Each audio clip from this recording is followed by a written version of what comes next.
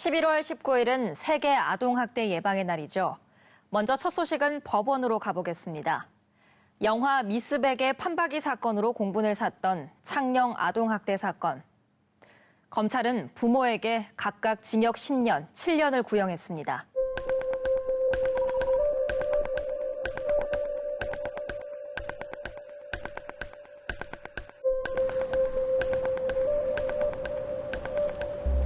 선고를 앞두고 이 피해 아동에 대한 학대 사실 외에 그 나머지 자녀들에 대한 정서 학대가 발견돼서 그래서 이제 병합이 돼서 심리를 하게 된 거예요. 피해 아동을 감금하고 폭행하고 쇠사슬을 목에 걸고 이런 그 끔찍한 그 학대 행위 모습을 그 밑에 자녀들이 목격하게 해서 이것이 정서 학대에 해당된다라고 지금 그 검찰에서 그 또다시 추가적으로 공소를 했거든요.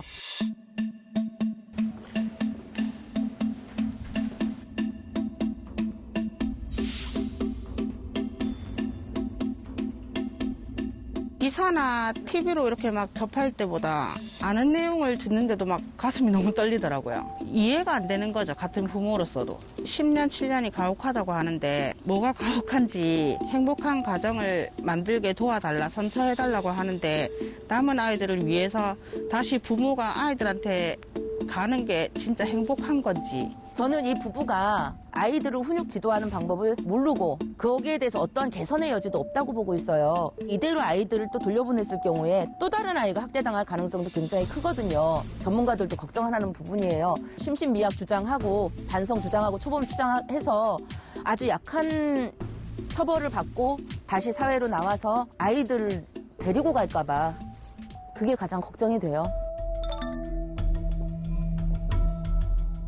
지금 이제 다 무슨 아동학대 사건이 생기면 전부 코로나 때문으로 몰아가는 경향이 좀 있습니다.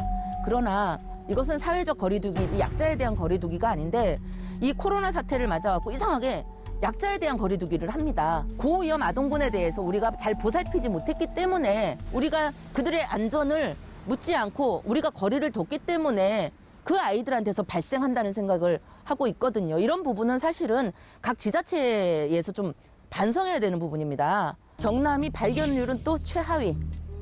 서울이 제일 꼴찌고 그 의회가 경남. 그러니까 이건 뭔가 문제가 있는 거예요. 아동학대 예방에 관련된 기준이나 시스템이나 이런 걸 다 뒤집어야 되는데 놀라운 거는 이런데도 전담 공무원 배치가 60%밖에 안 돼 있어요.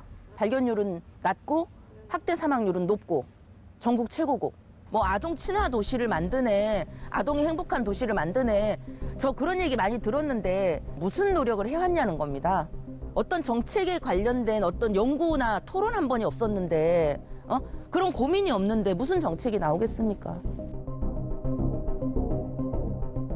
한 전문가는 아동학대도 일종의 중독이라고 진단하는데 그만큼 학대가 한번 시작되면 반복적이고 또 강도도 점점 더 심해진다고 해석할 수 있겠습니다.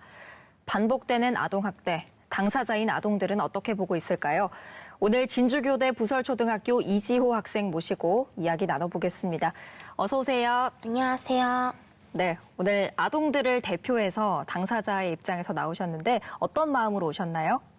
우리 아동들은 폭력을 당하지 않은 어른들과 똑같은 사람이고 그리고 우리는 힘차고 건강하게 자랄 권리가 있다는 마음으로. 그런 얘기를 하고 싶어서 오셨군요. 네. 부모에게 각각 징역 10년, 7년을 구형했는데 검찰이 제시한 형량이 적절하다고 보십니까? 솔직히 말하면 그 피해 아동이 폭력을 당하면서 살아온 하루하루를 비하면 그 형벌은 좀 적은 양이라고 생각됩니다. 더 강한 처벌이 필요하다고 보시는 거네요. 네. 지난 7월 3일에 방송된 해민정음 뉴스에서 훈육을 빙자한 아동학대의 빌미가 될 수 있다고 비판받아왔던 민법 915조, 일명 부모 징계권이죠. 이 법이 바뀌어야 한다는 내용으로 성명서를 작성했었는데 기억하시나요? 네, 기억합니다. 그때 논의된 내용들 다시 한번 준비해봤습니다. 저희가 영상으로 만나보고 계속 이어가겠습니다.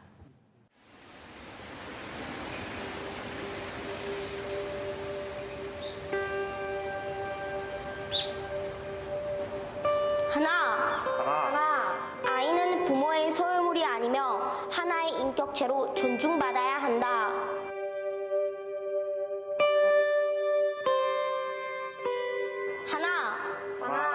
계부모만 아동학대를 한다는 것은 편견이다.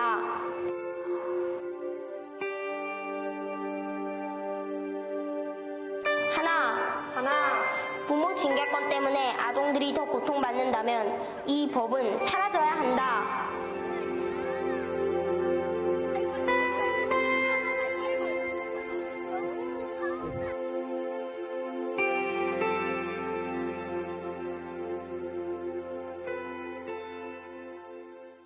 방송 나가고 나서 주변에 반응이 좀 왔나요?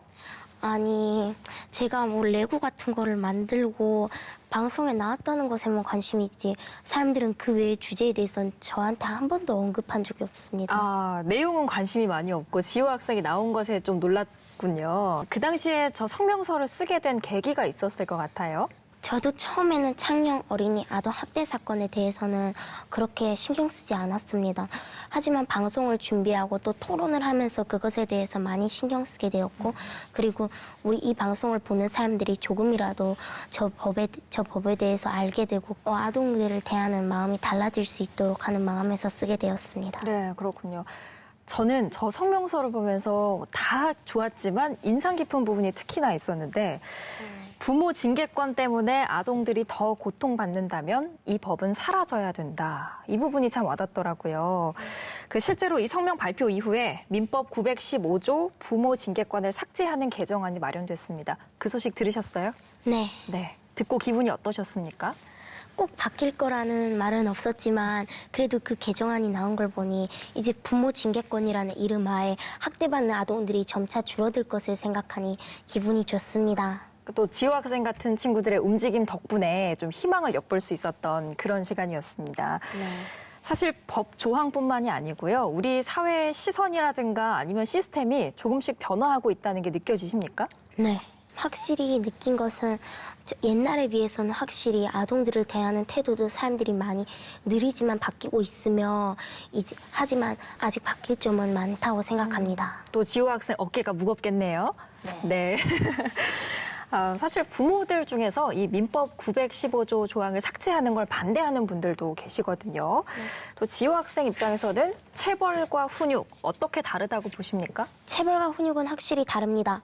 체벌은 폭력을 사용하여 아이를 때리면서 가르치는 것으로 말만 가르치는 거지 실제로는 반성감은커녕 스트레스나 사회에 대한 불신만 줄 수 있습니다. 훈육과 체벌은 다릅니다. 절대 착각하면 안 됩니다. 네. 여러분들은 아동학대와 관련해서 지금 목소리를 내고 있는 이지호 학생과 함께하고 계십니다. 그런데 만약에 아이가 잘못을 저질렀을 때 체벌하지 않으면 버릇이 나빠질 수도 있다. 이런 논리로 체벌을 계속 해야 된다고 주장하는 부모들도 계시거든요. 체벌 없이 훈육할 수 있는 방안이 있을까요? 체벌 없이 아이를 훈육할 수 없다고 믿는 이유는 아이를 믿지 못해서이기 때문입니다. 더 많이 말하고 대화하고 더 많이 들어주고 더 많이 인내해주며 더 많이 믿어주면 언제든지 체벌 없이도 아이를 훈육할 수 있게 됩니다. 네, 믿어주고 기다려주고 또 스스로 극복할 수 있는 기회를 줘라 이런 말씀이시죠? 네. 네. 지금 이 시간에도 사실 보이지 않는 곳에서 또 힘든 시간을 보내고 있는 친구들이 있을 수도 있다는 생각이 듭니다. 네. 어른들이 어떤 부분에서 더 노력을 해야 될까요? 우리 모두가 감시자가 되어야 합니다. 발견하면 절대 방치하지 말고 즉시 112로 신고하십시오. 네, 주변을 잘 둘러보라 이런 말씀이네요. 네. 마지막으로 조금 힘든 질문이 될 수도 있겠습니다. 지금 학대받고 있는 친구들, 몰래 눈물을 흘리고 있는 친구들을 위해서 용기와 위로의 한 말씀 해주신다면 어떤 게 있을까요? 우리 모두 그 상황을 극복해내고 용기 잃지 말고 꼭 열심히 공부하고 노력해서 우리 함께 멋진 어른이 돼서 다시는 그런 일 겪지 말라고 말해주고 싶습니다. 네. 또 주변 사람들이 그 친구들을 볼 때 어떤 마음으로 대하면 좋겠어요? 다른 사람들이랑 다르다 구별하지 말고 그냥 똑같이 대해주는 게 제일 좋다고 생각합니다. 똑같이 자연스럽게 따뜻하게 대해주는 게 좋겠네요. 네. 사실 지호 학생이랑 대화를 나누면서 저도 반성도 많이 했고요. 느끼는 점이 많은데 지호 학생의 꿈이 참 궁금해지네요. 어떤 사람이 되고 싶으세요? 저는 아나운서가 되고 싶습니다. 장래희망이 아나운서예요? 네. 네. 어떤 아나운서요? 메인이 되고 또 재밌는 것도 좋고 아니면 엄숙한 뉴스 같은 것도 되고 일단 사람들에게 도움이 되는 일을 하고 싶어요. 뭐든지 잘하는 네. 네, 그런 아나운서가 되고 싶군요. 네. 저도 그런 아나운서가 될 수 있기를 지금 노력하고 있는데 우리 지우 학생이 나중에 아나운서가 되면 또 다시 만날 기회가 있지 않을까 싶어요. 네. 그때는 꼭 방송국에서 만나요. 네. 네, 오늘 말씀 고맙습니다. 네. 수고하셨습니다. 네, 진주 IMC의 청소년 참여위원회 이지호 학생이었습니다.